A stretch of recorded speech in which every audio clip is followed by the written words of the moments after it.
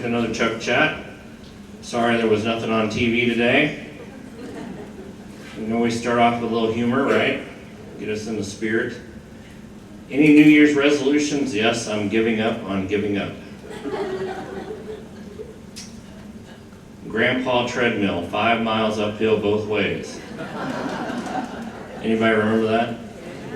My mother used to say that, but she was walking up the hill both ways in bunny bread sacks around her shoes because they couldn't afford boots. Anybody know what bunny bread is? It's really good soft bread in Missouri. When someone asks if you want to participate in Dry January, I don't think we're on the same page. Me in December, isn't winter so magical? Me in January, winter is the worst thing in the history of things. The cold in January is just the universe reminding us to stay inside. I have to agree with that. This is cute. How is January still happening? Anybody believe that January is the longest year or month of the year? Is it just me? Okay. When you realize January is finally almost over. Funny signs. Why am I the only naked person at this gender reveal party?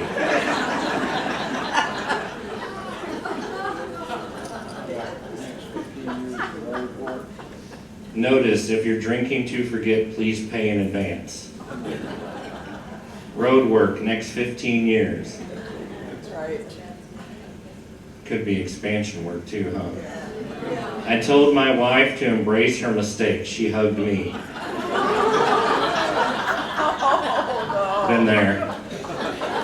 I hope when I inevitably choke to death on gummy bears, people just say I was killed by bears and leave it at that.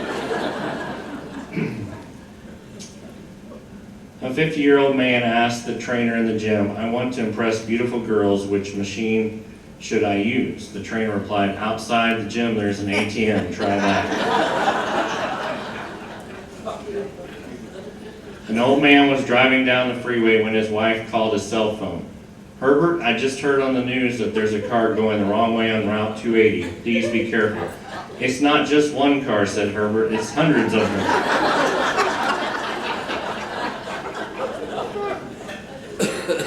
I asked an old man, even after 95 years, you still call your wife darling, honey, and love. What's the secret? The old man, I forgot her name 10 years ago and I'm scared to ask her.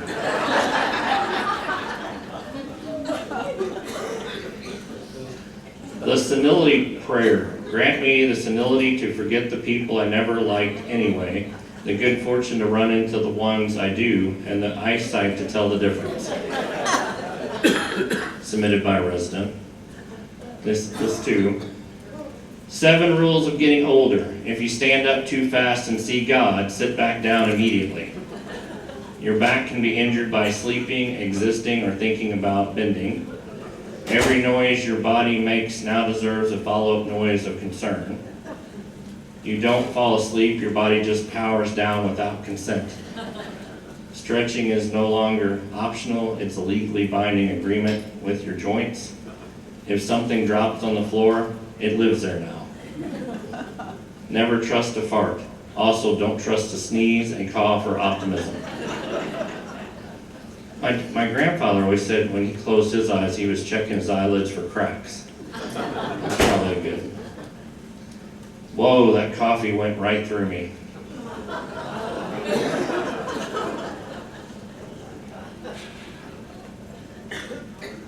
Have you been a good kitty today, Muffy?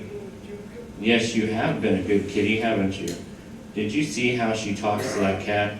She thinks that cat actually knows what she's saying.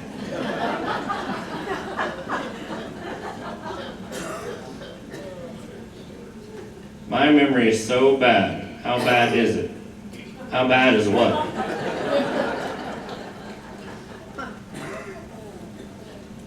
My memory is so terrible that I had to change my password to incorrect. Now I get a reminder your password is incorrect every time I enter it wrong. It's a good idea. It's a good idea. Every once in a while, I go outside and run the vacuum cleaner over the driveway just to ensure that the neighbors never talk to me. UGG construction. That was submitted by a resident for sure. You give me goosebumps. You make me hot. We'll never agree where to set the damn thermostat. Okay. Some reminders. We all love smelling nice, but the fitness center isn't the place to bring your full fragrance collection. Some of our neighbors are sensitive to strong perfumes and sprays, and we want everyone to breathe easy while they break a sweat. So let's save the spritzing for after the workout.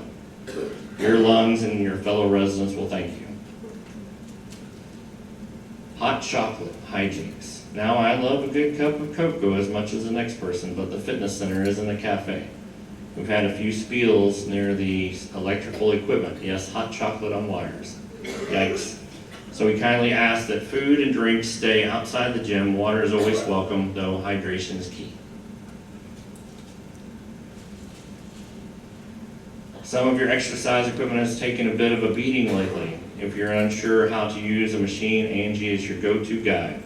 She offers orientations and is happy to help you get the most out of your workout safely and confidently. Let's keep our machines in tip-top shape and avoid accidents in the gym.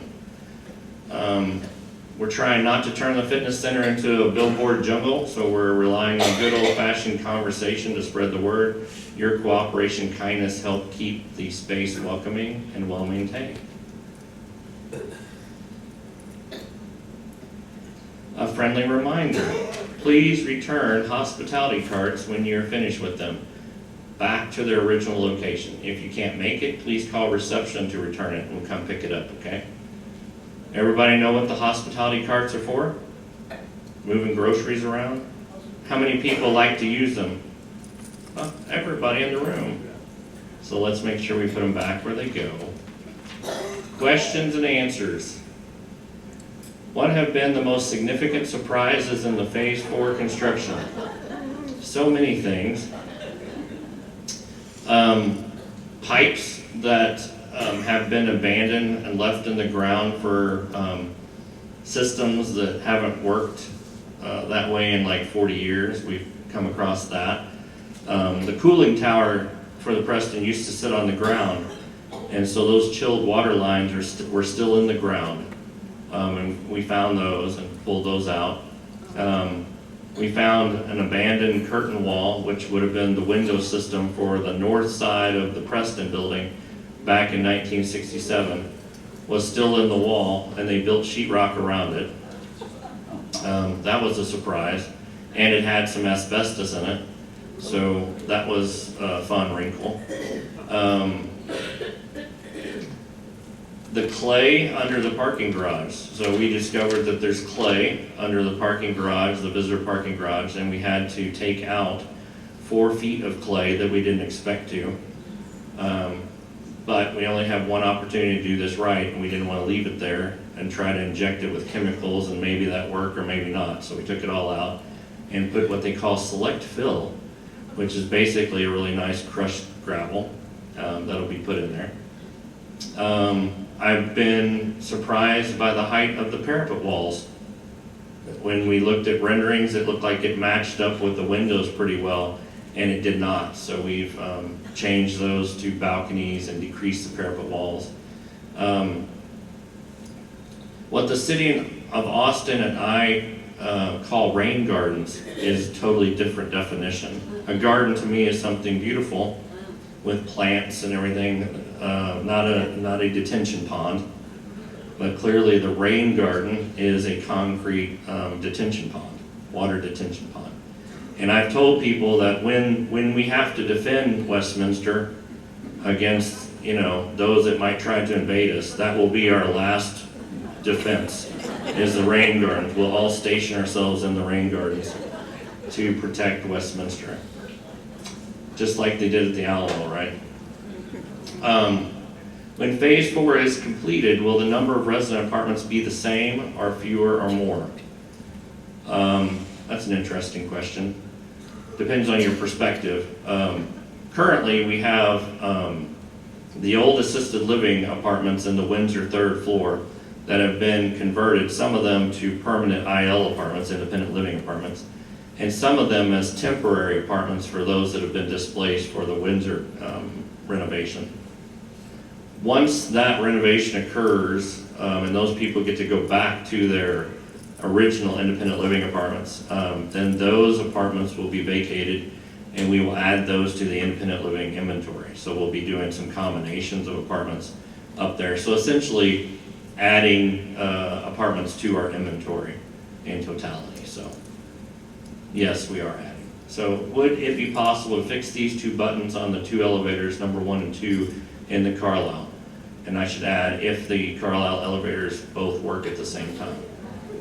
This is an issue that's been going on for a while. I thought that the contractor was going to fix it, and I guess we're going to end up fixing this. We'll try to make it less confusing. We'll put a 1L for lobby so everybody knows that, and we'll try to make this less confusing. We have not had much luck with our current elevator contractor, so it looks like we're probably going to change contractors. Yeah. Don't tell them I said that though, until we do it.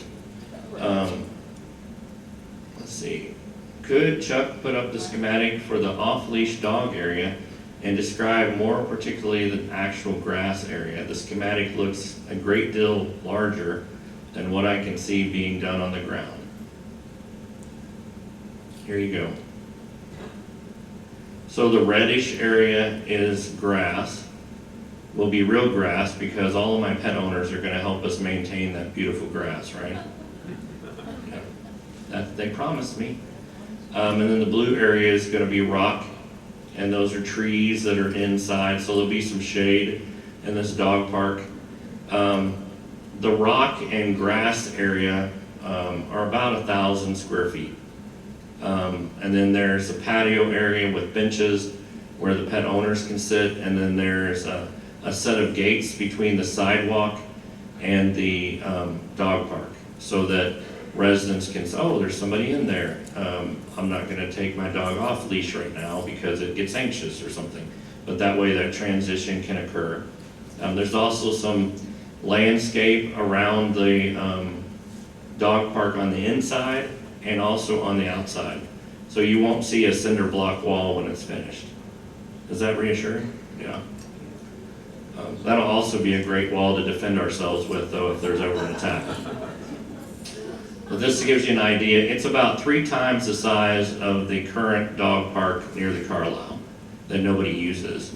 And that's the grass and rock area. And then you have all the peripheral spaces around it. It's going to be pretty nice. It's not a city dog park. It's Westminster's dog park. So. If Westminster loses power, do the individual apartments lose power? What exactly gets power from the generators? If so, what should a resident do who uses a CPAP machine in order to be able to sleep? I would say I have a CPAP machine and I have a battery backup that lasts for 12 hours. That's always a good idea. And they're rather inexpensive, about $150. Also, there are some red outlets in apartments that are connected to the generator. Typically, there's at least one outlet in each living room in the Windsor and the Carlisle buildings that operate off the generator.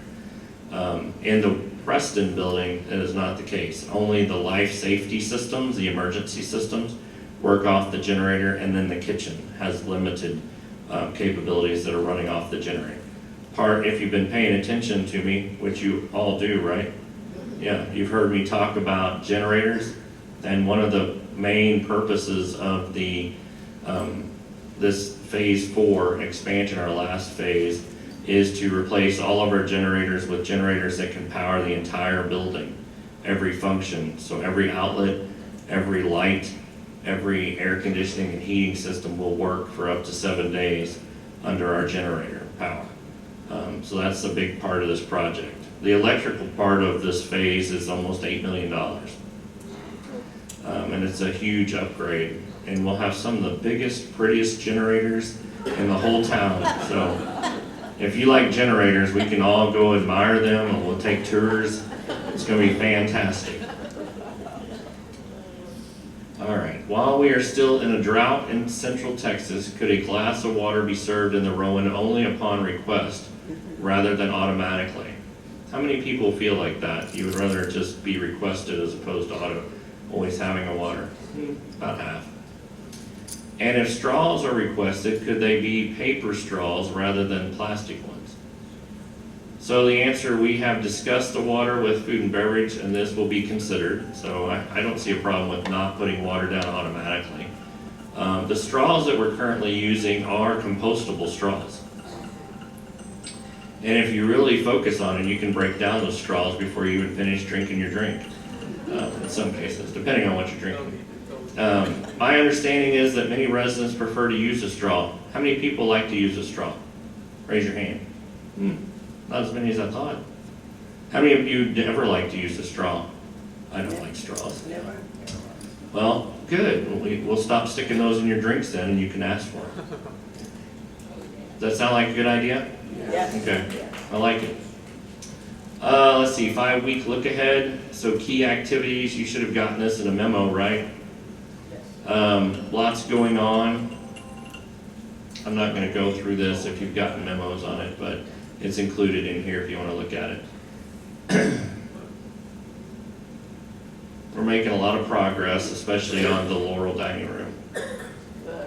And the removing of the 4 feet of clay and installing the select fill is going pretty well. It's a little ahead of schedule. It delayed our schedule by about 4 weeks, and now we're starting to pick up some of that time because they're doing a really quick job of it, so that's good. And we've eliminated most of the pipes that were in the way, so that's been helpful as well.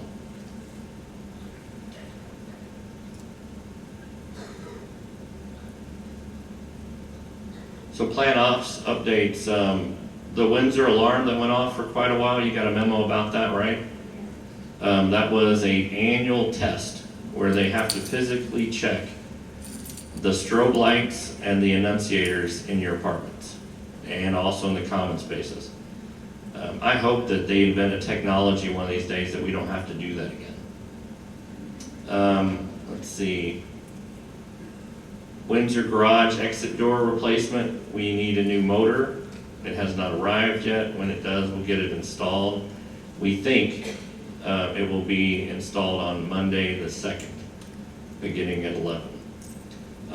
Windsor garage pipe insulation, you may have seen those folks working, that is still in progress. So basically we had fiberglass insulation that kind of failed over time. It's being replaced with rubber insulation of better quality. Preston boiler, so it's really warm in the Preston, right? Yeah, it really works well, that heat.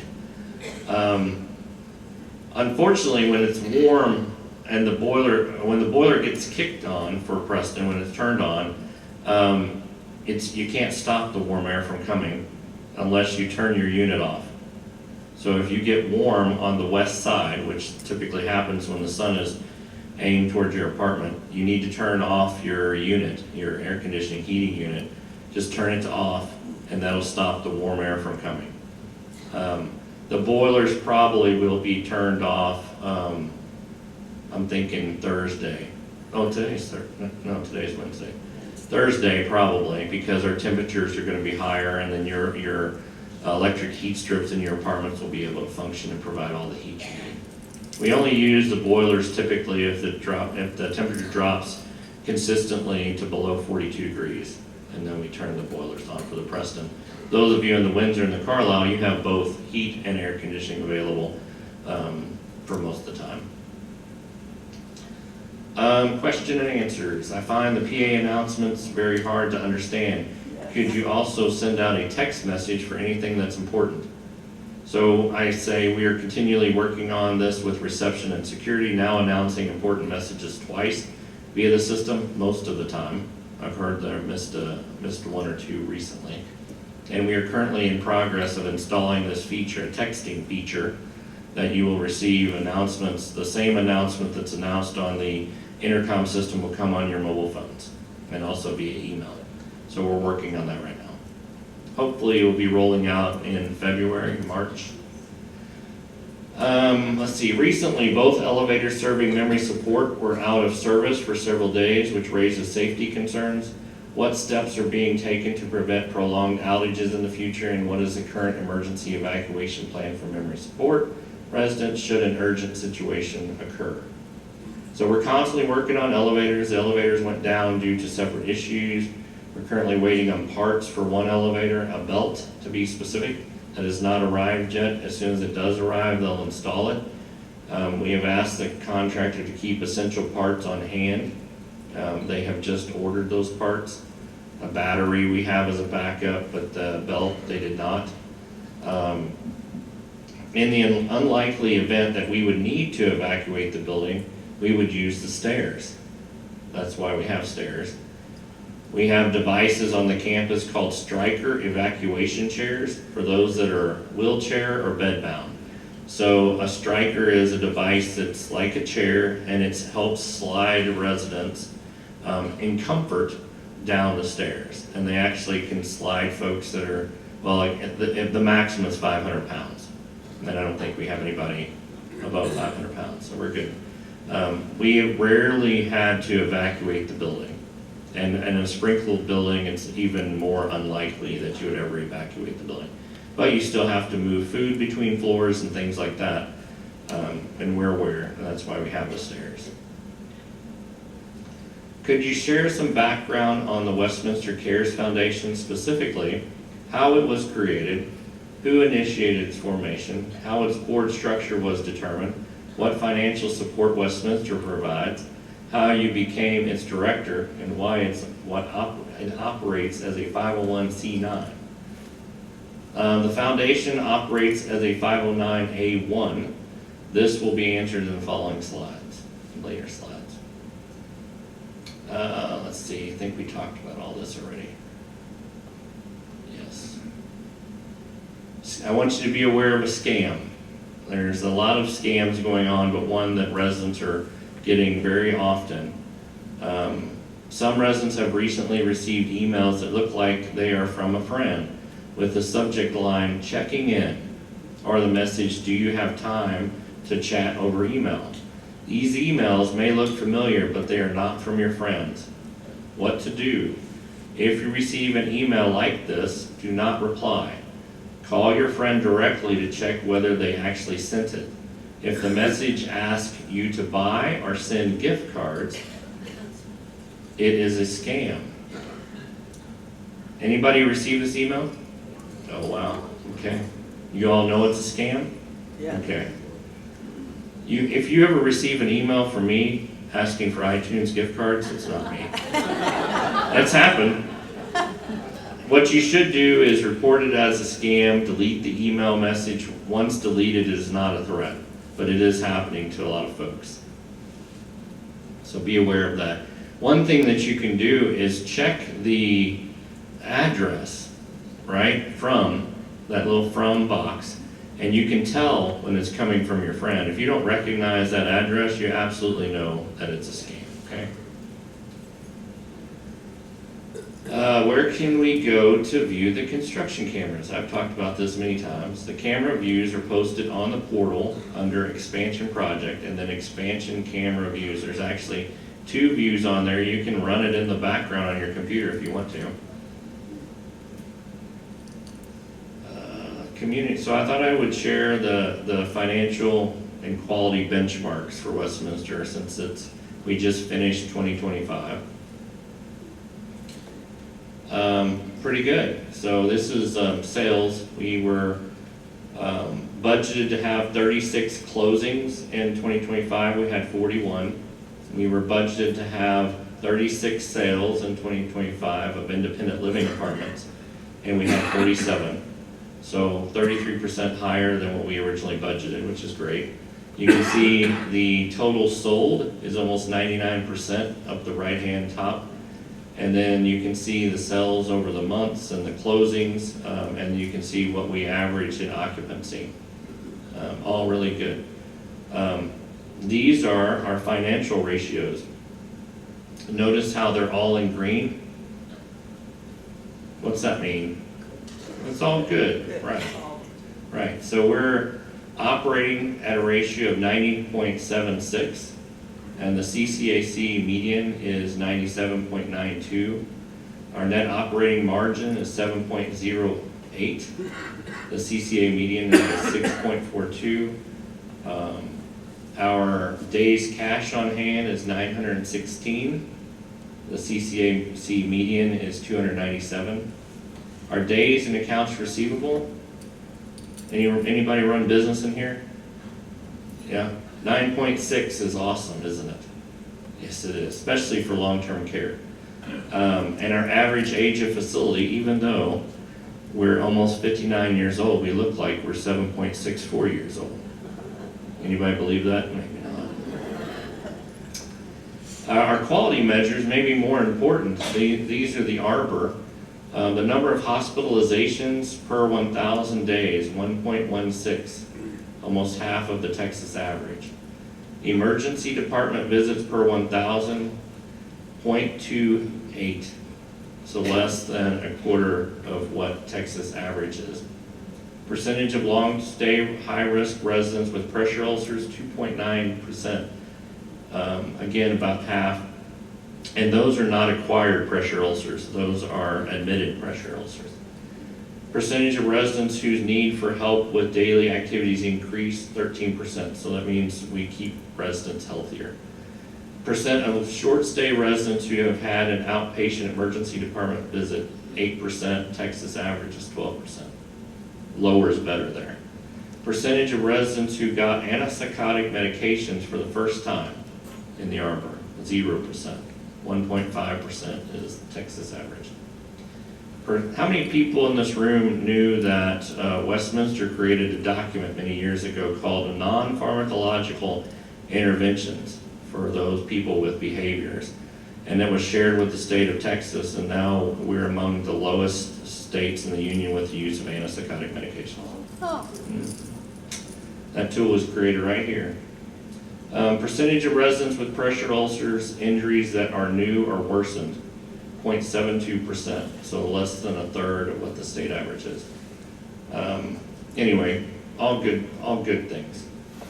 And I think you know all these things already. We had a great year with regard to awards.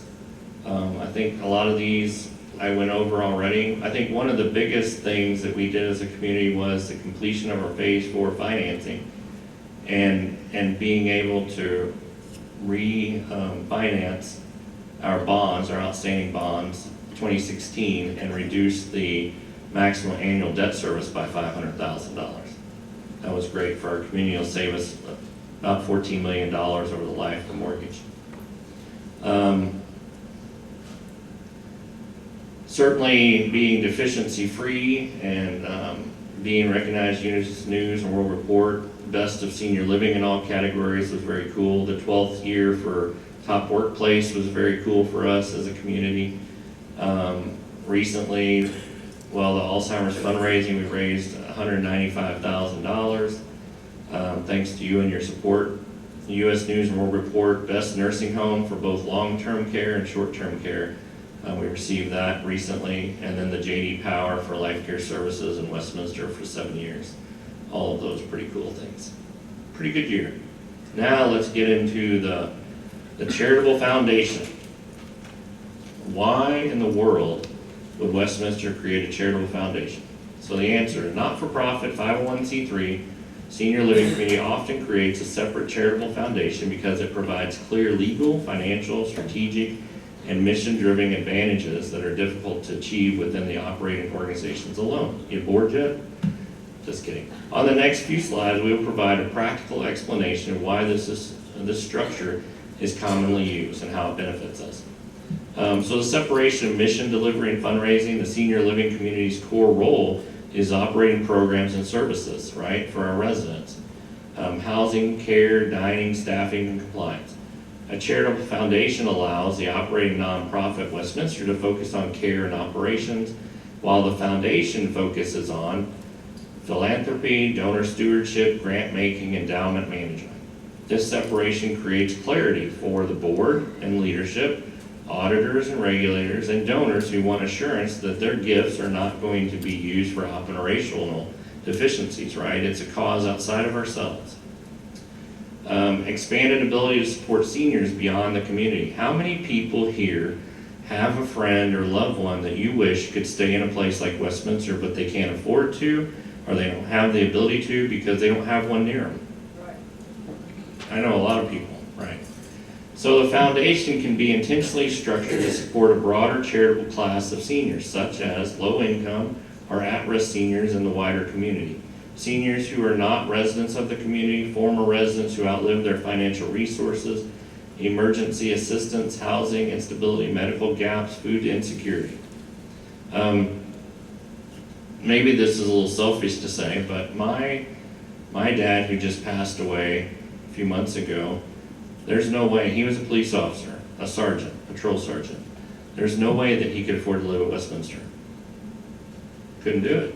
He worked hard all his life, sometimes working 2 jobs, but he just couldn't afford it. And I think there's a lot of other people out there that are in rough spots and they need better services, and I hope that Westminster has the ability to teach others to do better for their seniors. I think it does.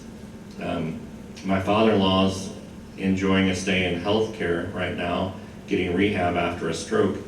And he accomplished more in 4 days with our therapy department and our nursing care than he did 4 weeks in a intensive rehab.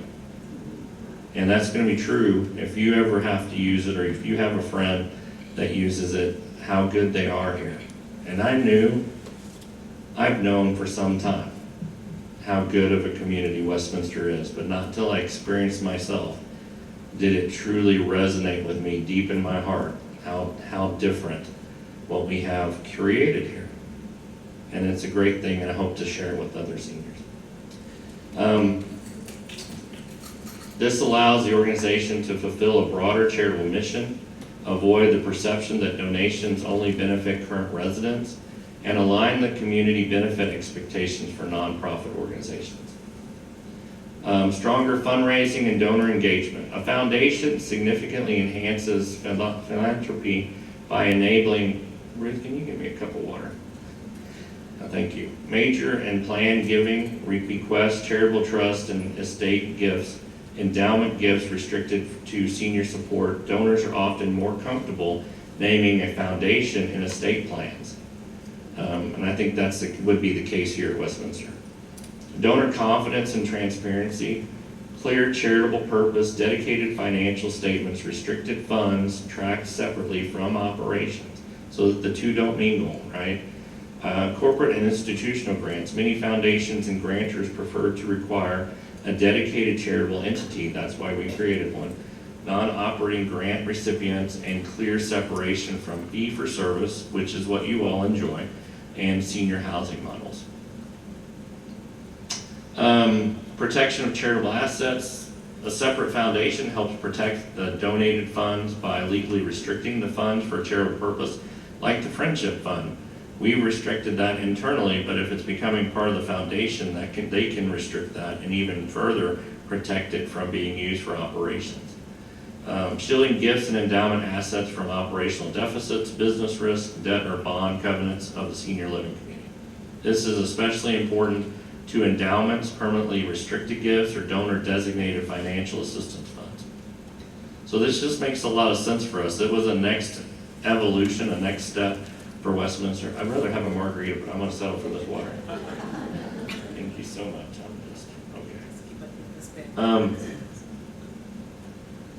Okay.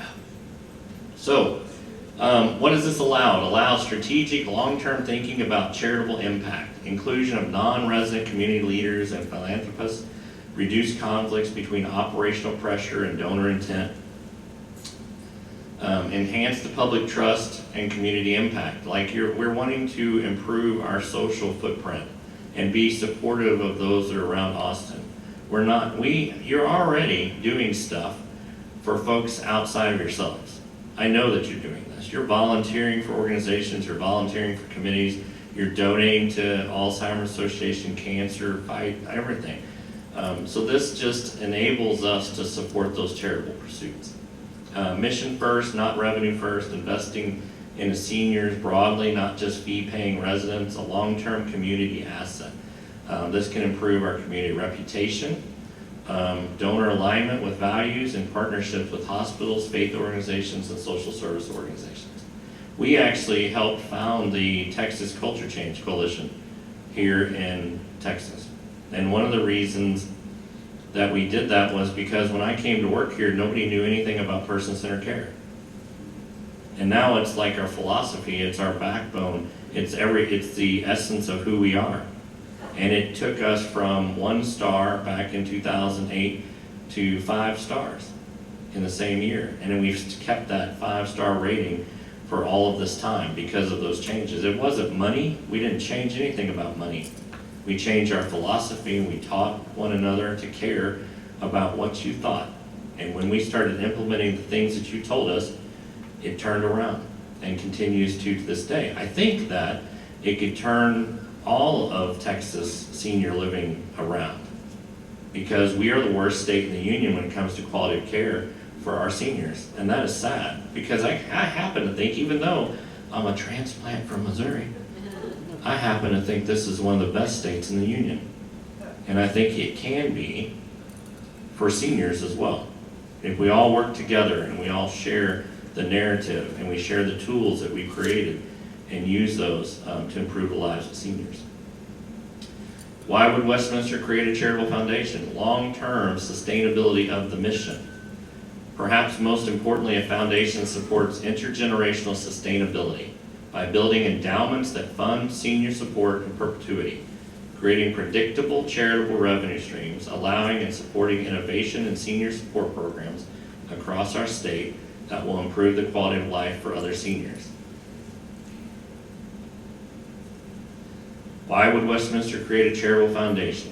We want to expand our charitable impact beyond our walls, strengthen fundraising and planned giving, protect donor intent and assets, protect Westminster's not-for-profit 501c3 status and our property tax exemption, improve transparency and governance, provide dignified assistance to vulnerable seniors across our state, ensure long-term mission sustainability, improve its social footprint, make a positive impact on the seniors we serve, and put people before profits, which happens to be one of our mission statements, right? Our core covenants.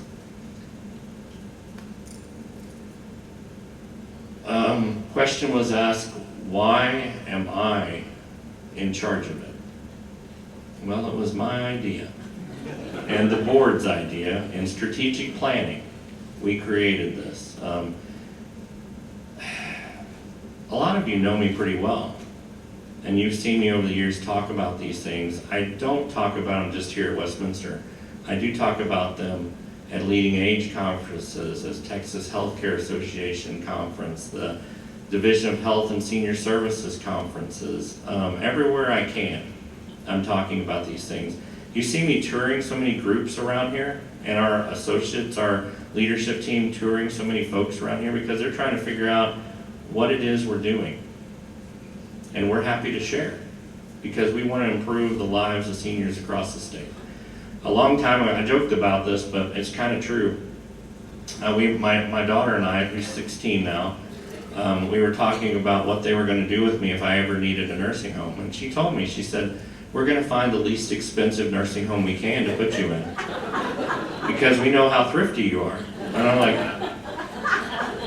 that's kind of one of those places I don't want you to necessarily be thrifty, but in reality, that gives me no choice but to fix them all, right? We have to kind of fix them all. So, a lot of you have come up to me over the years. I've been here 18 years. That's a long time. I just celebrated my 18th anniversary a week ago. Thank you. Appreciate it. In those 18 years, so many of you have come up to me and said, I wish that, my friend Mary would have had the opportunity to live in a place like this, or is there one there that kind of thing. And I really feel like you feel pretty strongly about your loved ones, your friends, having a place like Westminster to call home. And so I hope that together we can work to change things for other seniors outside of Westminster. I will never take my eye off of Westminster. Not going to happen. But I do think that we can make a positive impact in a lot of people's lives if we could work together. And you've been supportive of me over the years and allowed me to do that. The board's been very supportive of it. I'm proud of this organization for taking that next step. And I know that I work for another company called Life Care Services, but I'm your executive director. Every decision I make here, I make for the good of Westminster. Okay, back to my slides. The foundation may fund resident benevolence or hardship assistance, which it kind of already does.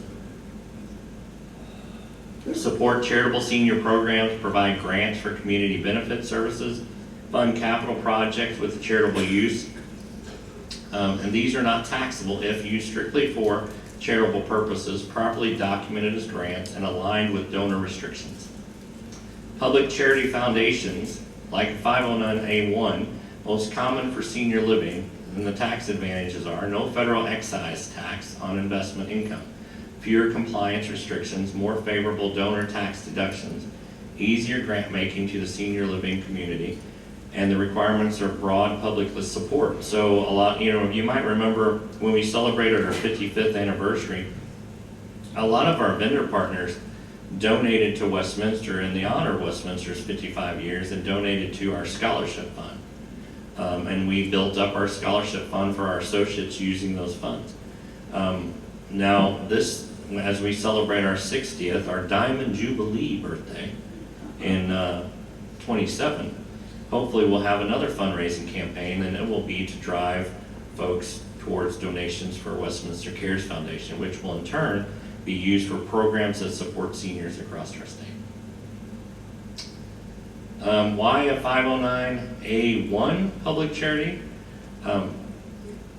It's because it can receive broad public support, so individuals, churches, foundations, corporations, and it's not financially dependent on one single organization, so it's not just dependent on Westminster to fund it.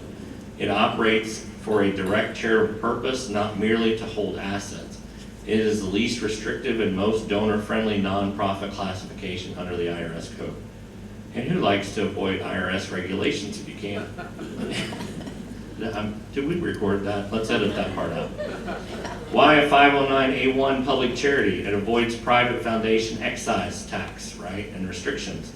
By contrast, a private foundation triggers automatically a 1.39% excise tax on all investment income, mandatory annual payout rules, self-dealing penalties, heightened IRS scrutiny. And who wants to avoid IRS scrutiny? All of us, yes. 509A1 pays no excise tax, has no minimum distribution requirements, has far fewer transaction restrictions. And this preserves more dollars for seniors, not compliance overhead. It's easier, okay? 509A1 public charity supports a broader charitable mission to seniors. The Senior Living Foundation often wants to support non-resident seniors, fund community outreach, provide hardship assistance, address senior poverty, isolation or health access. A 509A1 can serve a charitable class of seniors broadly, is not limited to supporting only one organization, strengthens community benefit positioning. How many people know that we've given charitable donations to about 40 different organizations in 2025? Nobody? No. Well, we do. I'm not going to go through all these slides, but it is a board. So Paul Hilgers, he spoke here before. He's a Westminster board member. He is the chair, and this is a beginning organization, right? So these folks have been appointed by the big board, right? This entity's been created by the big board of Westminster. Diane Williams is on this board. Steve Skurlock is on the board. David Redding, who just came off of the big board, is going to be on this board, the CARES Foundation board. Cassie Gatelli, our community administrator, because she's seen the difference person-centered care can be in nursing home. right? She gets it. I help train her. She knows what person-centered care can do for seniors. Yes, I am on it.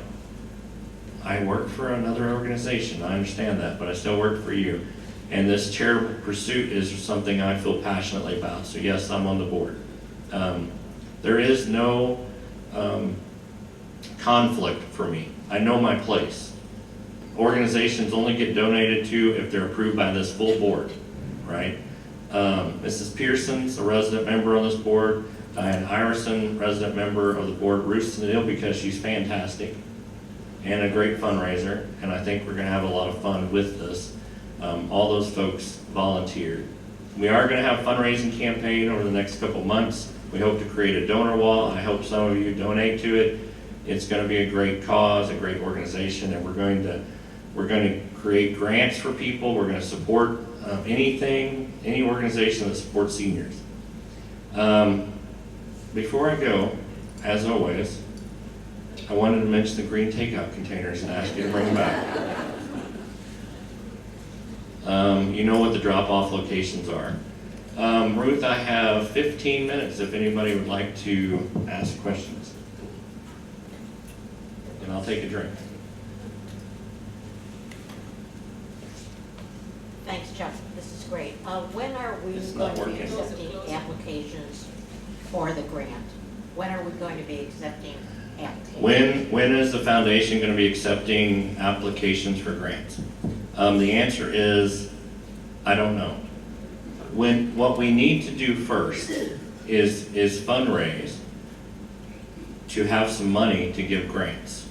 The idea is that we build a principle, and that principle creates interest, and the interest, it enables us to fund the organizations that submit applications.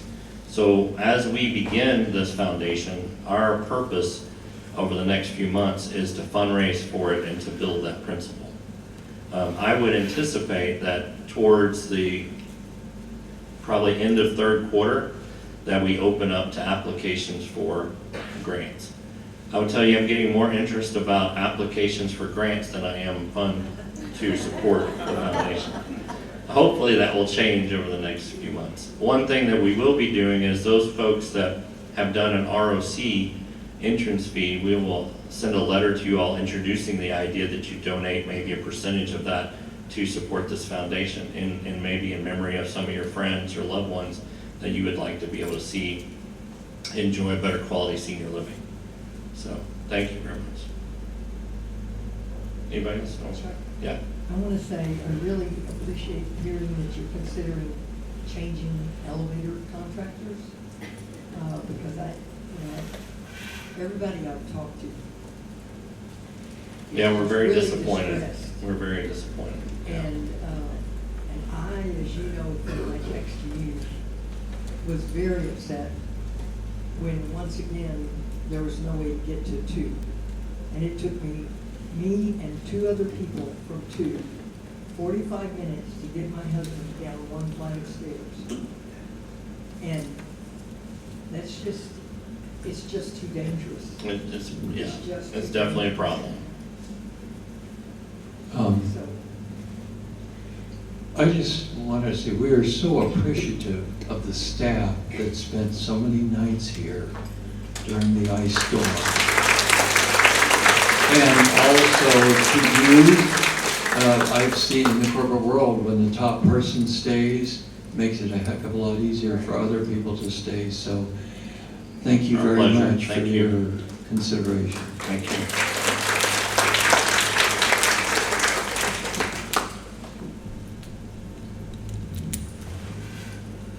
One question to ask you, we pay so much a month to live here.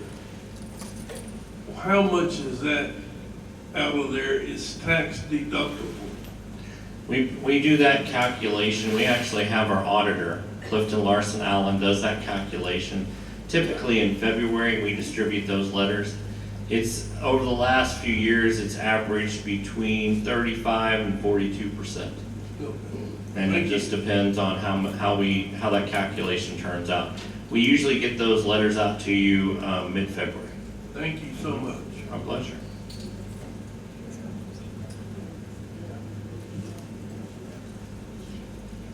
Is that it? Did I put you to sleep with the foundation slides? Did you not know that I knew that kind of stuff? I mean, all right. Oh, there's one all the way in the back. All the way in the back. I can just bore you to sleep. Who knew?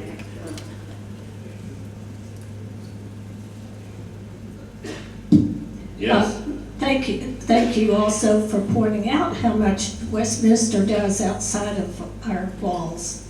Could we possibly have a list of the places we donate to each year so that when we encounter these organizations, through our daily lives, that we are aware that we're also supporting all of them? Sure, I can do that. Thank you. Actually, we'll be putting out a year in review, and we always put out an annual report, and usually in that annual report, it identifies those organizations as well. And that'll probably be in May, I would guess, that we put out that annual report. Hi, Chuck. Hi. I was just wondering, where did the funding come from to start the foundation? Well, it hasn't really come yet. So there was an annuity fund that the board, we don't own any annuities anymore, so the board, I allocated that fund to start the foundation. And then the Friendship Fund is put under the foundation board, but it is allocated to only be used for friendship and hardship for Westminster residents. The rest of it will be up to our fundraising and maybe a board consideration of a matching, which has been discussed, but I don't have an answer for that today. But I can tell you that one of the reasons we're creating this foundation is to separate operations from our charitable pursuits. And so that anybody that donates to the foundation knows that that foundation support is never going to be used in operations. So the two are kept entirely separate.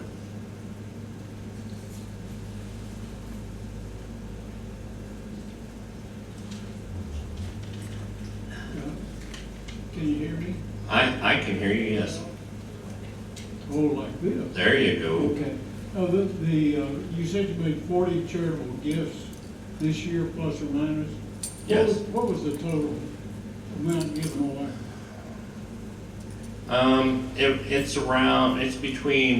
It's about $300,000 if you count all the fundraising that we did with the Alzheimer's Association, Alzheimer's Texas, sorry, and then the other entities. Sometimes it's not necessarily money, it's resources. We might give like some hospital furniture that we aren't going to use anymore, that we're getting new, we will donate to the state school. We've donated items to the Salvation Army, we've donated to Red Cross. There's just lots of various ways that Westminster supports. We may work for the food bank and work hours there and donate our time. There's just lots of different pursuits. It's not always dollars or money. It's lots of ways. Yeah. Wheelchairs and equipment that we're not using anymore, cabinets that are being pulled out and replaced, we'll give to Habitat for Humanity. Appliances, computers, just all kinds of things over the year that we give to other organizations to support them. And I think on that note, there's no other questions. All right, thank you all very much. Oh, happy Activities Professionals Week, Ruth and Maria. Good job as always. Forgot to mention at the beginning.